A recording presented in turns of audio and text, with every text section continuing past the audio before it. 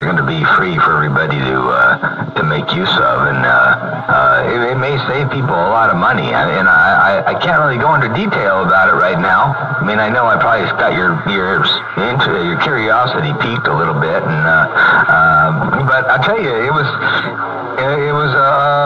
an accidental discovery, and it might very possibly have led to an interesting money-saving tip for everybody in the hobby, and at least those running tetrodes. Let me get my knees up in the breeze. Take care once again, Rooster. Radio station Motormouth Mall, your West Coast beast. Stepping wide to the side. I'll see you. Bye.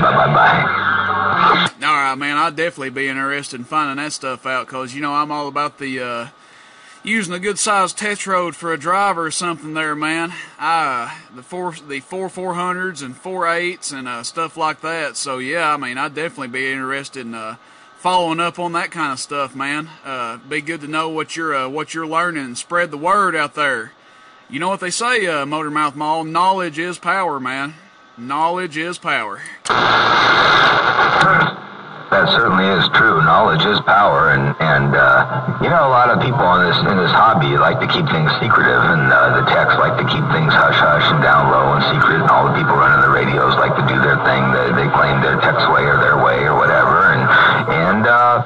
but I like to get out here and share some of the crazy stuff that doesn't work that I come up with. At least people think it doesn't work until they hear other people doing it. They think, oh, it does work. I'll be doggone. Anyway, hey Rooster, this is just one of those things that, by the way, what you said about running a big tetrode as a driver, you're absolutely right. It's all about dynamic headroom. It's all about envelope and perfect linearity and all that. And a tetrode by far is much, much better. And if you can run that, if you got a choice to run a tetrode as a driver or a tetrode as a final, I would by far rather run a tetrode as a driver and then have a really nice big triode as a final. But of course, if you could have your cake and eat it too, then you'd have a tetrode in each. Little itty bitty tetrode feeding a great thing.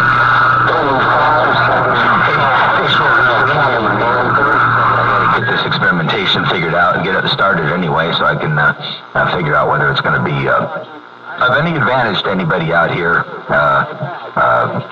and myself. So if I don't get to experimenting, I ain't going to find no answers.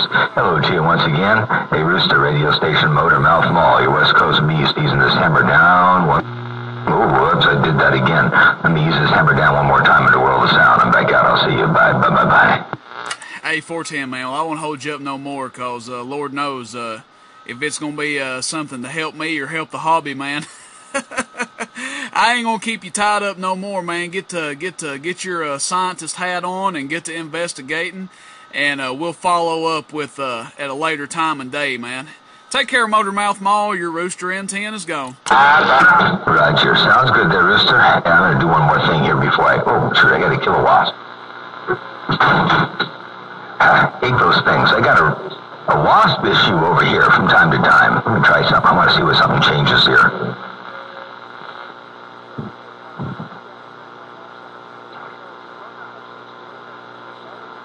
There, I dropped that down a little bit. Hello, right there. And see, just out of curiosity, I knew that was going to happen. Okay, I see what's going on. Anyway, yeah, I got a bunch of wasps in here, man. They keep flying around in here. They get awfully close, man. Let me turn that back the other way. I'm experimenting while we're talking, sort of, kind of. But anyway, let me get my knees up in the breeze. Rooster and 10, radio station Motormouth Mall, battling wasps. I got down. Alright, man, you better get you a big old can of wasp spray out there. You better get you a big old can of wasp spray, man, because I heard those things hurt when they sting. I'll see you. Yeah, they bite, doggone things. They don't sting, they bite. Bees sting, and once they sting, you're done. At least that bee is gone.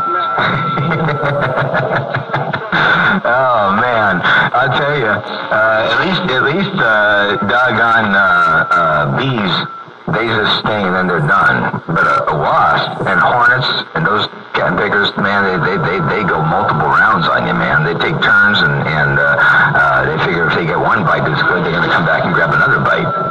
So yeah, you got to get rid of them real fast. Anyway, so I usually kill them before they stand a chance to bite me. But let me get my knees up in the breeze. Hey, Rooster and 10, 7 3s to you. Hey, 187. I don't know what's going on here, man. I can get your texts, I can send, I can do all kinds of